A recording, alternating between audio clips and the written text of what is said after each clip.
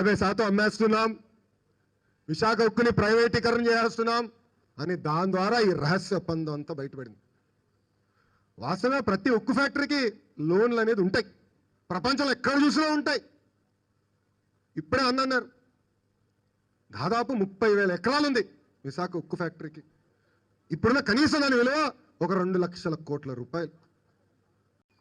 చాలా బాధేస్తుంది. ఒక అద్భుతమైన పరిశ్రమని మూతపడే పరిస్థితి తీసుకొస్తున్నారు వీళ్ళని. ఒక ఆవేదన. 30,000 మంది అక్కడ పనిచేస్తున్నారు. పరోక్షంగా కనీసం 1,00,000 మందికి విశాఖ ఉక్కు ఫ్యాక్టరీ ఈరోజు ఉపాధి కల్పిస్తుంది. అలాంటి ఉక్కు ఫ్యాక్టరీ గురించి మాట్లాడే దమ్ము ధైర్యం లేని వ్యక్తి ఈ 420 సెటిల్మెంట్ ఉందంట్లో. ఎవరు చెప్పారయ్యా నీకు?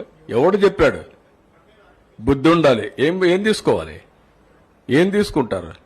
12,000 కోట్లు ఇస్తే ఏం తీసుకుంటారు? నీకు వచ్చి మీ ఇంటికి వచ్చి చెప్పాలా?